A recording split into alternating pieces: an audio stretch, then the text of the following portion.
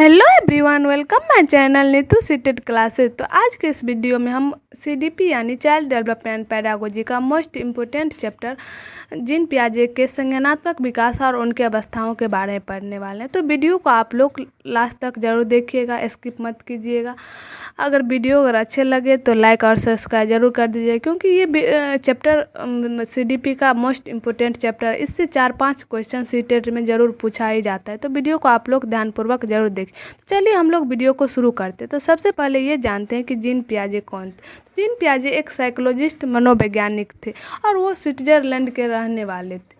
उन्होंने संज्ञानात्मक विकास के बारे में बताए थे कि बच्चे में संज्ञानात्मक विकास कैसे होते हैं। आगे हम देखते हैं, ये जानते हैं कि संज्ञानात्मक विकास क्या है। संज्ञानात्मक विकास को हम बौद्धिक विकास या मानसिक विकास भी कह सकते हैं। तो बौद्धिक या संज्ञानात्मक विकास क्या है? तो हमारे मस्तिष्क के अंदर जो भी क्रियाकलाप होती है, समस्या समाधान करना, कल्पना करना, तर्क करना, ये सारे चीज़ संज्ञानात्मक विकास के अंतर्गत आते। आगे देखते हैं संज्ञानात्मक विकास के अवस्थाएं। संज्ञानात्मक विकास के 4 अवस्थाएं जीन पियाजे साहब बताए थे। तो सबसे पहला अवस्था है इंद्रिय जनित गामक अवस्था। इंद्रिय जनित गामक अवस्था को हम संवेदी प्रेरक अवस्था भी कह सकते हैं और इंग्लिश में उसे सेंसरी मोटर स्टेज कहते हैं। इस अवस्था को उम्र जन्म से लेकर 2 वर्ष तक की है। बच्चा जब से जन्म लेता है उससे 2 वर्ष तक इस अवस्था का उम्र है। दूसरा है पूर्व संक्रियात्मक अवस्था। पूर्व संक्रियात्मक अवस्था को हम प्राक संक्रियात्मक अवस्था भी कह सकते हैं और इंग्लिश में इसे प्री ऑपरेशनल स्टेज कहते हैं और इस अवस्था का उम्र 2 वर्ष से लेकर 7 वर्ष तक होती है। तीसरा है मूर्त संक्रियात्मक अवस्था। मूर्त संक्रियात्मक अवस्था को अनौपचारिक अवस्था भी कह सकते हैं और इस अवस्था को इंग्लिश में हम कंक्रीट ऑपरेशनल स्टेज कहते हैं और इस अवस्था की जो उम्र है 7 वर्ष से लेके 11 वर्ष है। और चौथा है अमूर्त संक्रियात्मक अवस्था। अमूर्त संक्रियात्मक अवस्था को औपचारिक अवस्था या अप्रत्यक्ष अवस्था भी कहते हैं और इसे इंग्लिश में फॉर्मल ऑपरेशनल स्टेज कहते हैं। इस अवस्था की जो उम्र है जो 11 वर्ष से लेकर 18 वर्ष या उससे ऊपर की अवस्था है। तो ये चारों अवस्था के बारे में जीन पियाजे बताए थे। आगे हम लोग इस चारों अवस्था के विशेषता के बारे में जानेंगे।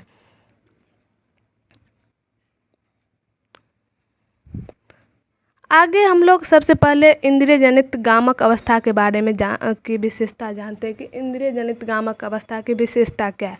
तो सबसे पहला पॉइंट है इस अवस्था का उम्र जन्म से 2 वर्ष। इस अवस्था की जो उम्र सीमा है वो बच्चे के जन्म लेने से 2 वर्ष तक की होती है।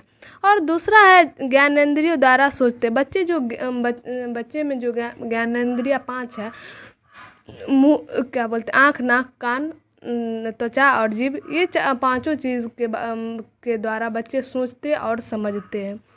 अगला है वस्तुओं को पहचानने की कोशिश करता है। बच्चे जो कोई भी चीज़ को पहचानने का कोशिश करते रहता है, वो कैसे है या कैसे है, ये सारी चीज़ उसमें वो अलग अलग ढंग से सोचने या समझते हैं।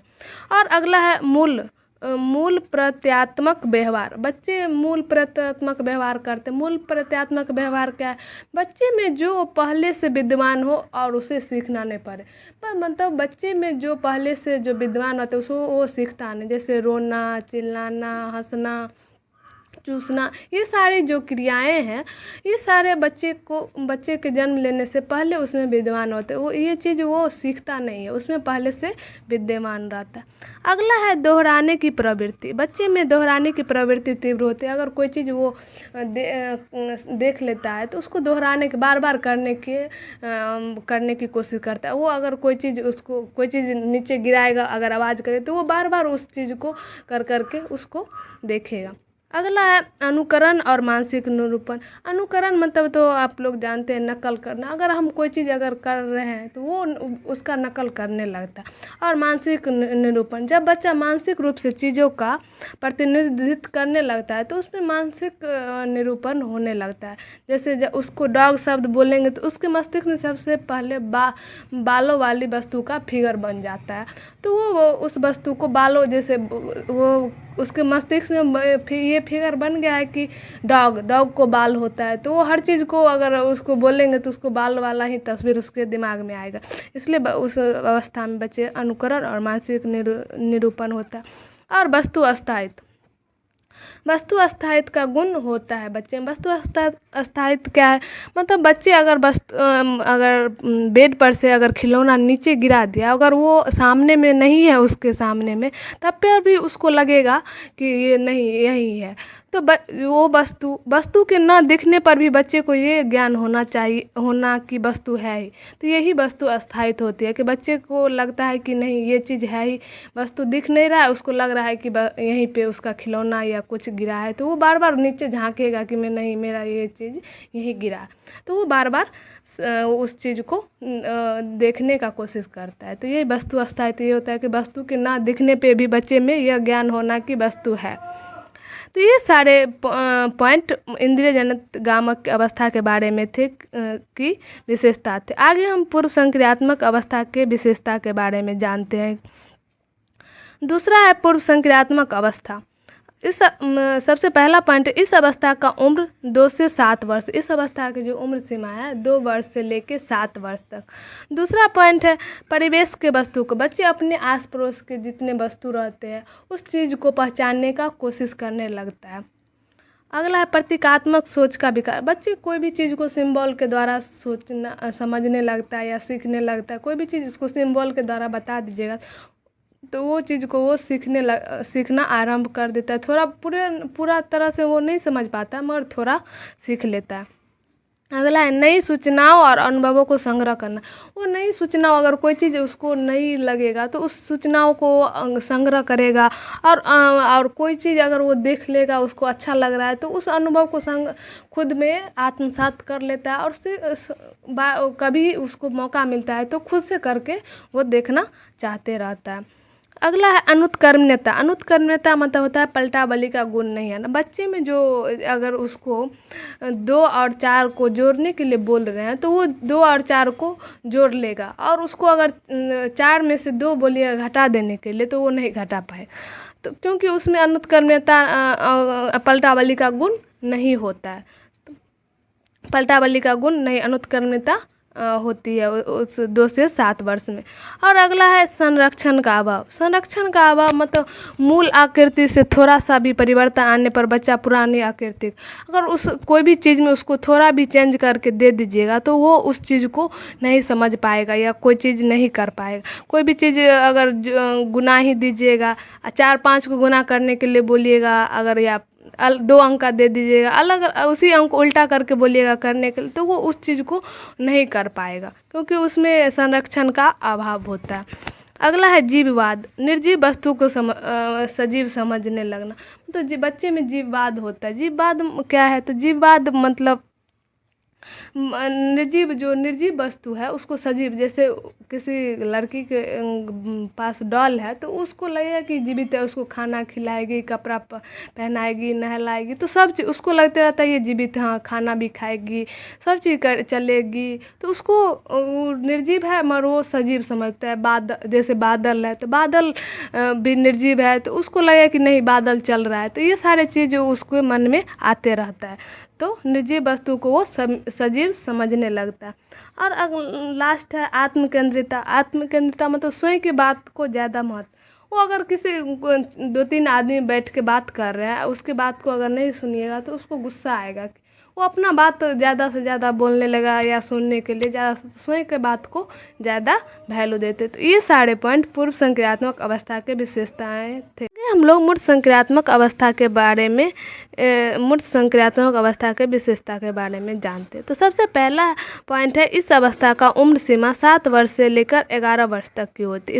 इस अवस्था की उम्र सीमा कब से कब होती है, तो 7 वर्ष से लेकर 11 वर्ष होती है। अगला पॉइंट है पर्यावरण के साथ अनुकूलन। बच्चे पर्यावरण के साथ अनुकूलन करने लगते हैं, सही रूप से वो पर्यावरण के साथ एडजस्टमेंट कर लेते हैं। अगला है परिवेश के वस्तुओं को पहचानना, विभेदीकरण तथा वर्गीकरण की क्षमता का पूर्ण विकास। बच्चे में परिवेश के वस्तुओं को पहचानना, विभेदीकरण और वर्गीकरण की क्षमता का जो पूर्ण रूप से इस उम्र में बच्चे में विकास हो जाता है। वो सही रूप से परिवेश के वस्तुओं को पहचान लेता है, उसमें विभेदीकरण कर लेता है, वर्गीकरण कर लेता है। तो ये सारे चीज़ बच्चे में पूर्ण रूप से विकास हो जाता है मूर्त संक्रियात्मक अवस्था में। अगला है वित्तकर्ण्यता पलटावली का गुण होना। वित्तकर्ण्यता तो पलटावली का गुण होना। पूर्व संज्ञात्मक अवस्था में हम लोग पढ़े थे कि अनुत्क्रमितता पलटावली का गुण नहीं होना, मगर मूर्त संज्ञात्मक अवस्था में पलटावली का गुण हो जाता है। अगर बच्चा साइकिल पर से चढ़ लेता है तो वो उतर भी जाएगा, अगर उसको जोर आता है तो वो घटाव भी बना लेगा सही रूप से। तो हम ये याद रखेंगे कि पूर्व संज्ञात्मक अवस्था में बच्चे में पलटावली का गुण नहीं होता है, लेकिन मूर्त संज्ञात्मक अवस्था में बच्चे में पलटावली का गुण हो जाता है। अगला है संकल्पना, अमूर्त संकल्पनाओं के विषय में तार्किक चिंतन आना। बच्चे अमूर्त संज्ञात्मक मतलब जो हमारे सामने प्रत्यक्ष नहीं हो, तो वो सही रूप से तो अमूर्त संकल्पनाओं के बारे में चिंतन नहीं कर पाता है, लेकिन थोड़ा बहुत वो अमूर्त संकल्पनाओं के बारे में चिंतन शुरू कर देता है। सही पूर्ण रूप से तो वो नहीं कर पाता है, लेकिन थोड़ा उस अमूर्त संकल्पनाओं के विषय में थोड़ा चिंतन आरंभ कर देता है। पूर्ण रूप से अमूर्त संज्ञात्मक अवस्था में बच्चा अमूर्त चिंतन करता है। अगला है वर्ग समावेशन। वर्ग समावेशन बच्चे अपने वर्ग में सही रूप से समावेश मतलब घुल मिल जाता है, वो एडजस्टमेंट कर लेता है अपने वर्ग में। अगला है संधारण का अभाव। मूर्त संज्ञात्मक अवस्था में बच्चे में संधारण का अभाव, मतलब संधारण मतलब होता है आत्मनियंत्रक पर, जिसको हम सेल्फ कॉन्फिडेंस भी कह सकते हैं कि बच्चे में सेल्फ कॉन्फिडेंस की कमी होती है। वो खुद पे उतना आत्मनियंत्रण नहीं कर पाता है सही रूप से। आगे हम लोग देखते हैं अमूर्त संज्ञात्मक अवस्था के बारे में। तो सबसे पहला पॉइंट है 11 वर्ष से लेकर 15 वर्ष। 11 वर्ष मतलब 18-19 वर्ष तक इस अवस्था की उम्र सीमा है अमूर्त संज्ञात्मक अवस्था का। और अगला पॉइंट है अमूर्त चिंतन या तार्किक चिंतन। बच्चे अमूर्त चिंतन भी कर लेते हैं और तार्किक चिंतन भी अमूर्त संज्ञात्मक अवस्था में कर लेते हैं। अगला है भाषा में संप्रेषणशीलता। वो भाषा को सही रूप से संप्रेषण या व्यक्त कर लेता है। इस अवस्था के आने के बाद बच्चे में परिपक्वता आ जाती है, तो वो भी कोई भी चीज़ को सही ढंग से कर लेते हैं। अगला है सोचने समझने और समस्या समाधान कर निर्णय लेने की। वो कोई भी चीज़ गंभीर से गंभीर समस्या को समाधान कर और सही निर्णय लेने में वो ले सकते हैं। ये नहीं कि वो उस समय तक उसमें उतनी परिपक्वता आ जाती है कि सही और गलत में वो विभेद करके सही निर्णय ले सकते हैं।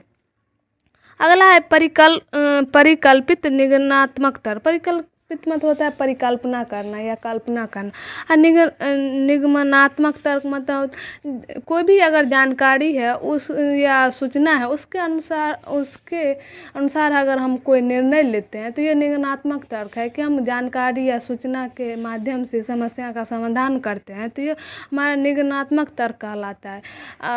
ये नहीं कि हम बिना जानकारी के अनुसार अगर कोई निर्णय ले लेते तो ये गलत है।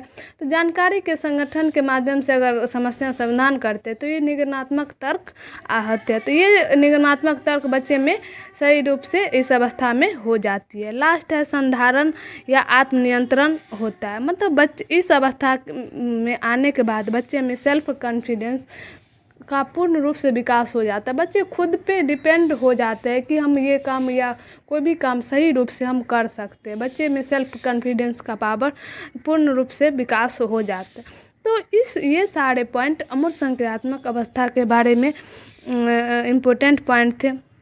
तो आज हम लोग इस वीडियो में जीन पियाजे के संज्ञानात्मक विकास और उनके अवस्थाओं और उनकी विशेषताओं के बारे में पढ़े, जो बहुत इम्पोर्टेंट टॉपिक है ये। इससे बहुत सारे क्वेश्चन सीटेट में पूछे जाते हैं। तो आप लोग अगर वीडियो अच्छे लगे तो लाइक और सब्सक्राइब ज़रूर कर दीजिएगा। तो धन्यवाद।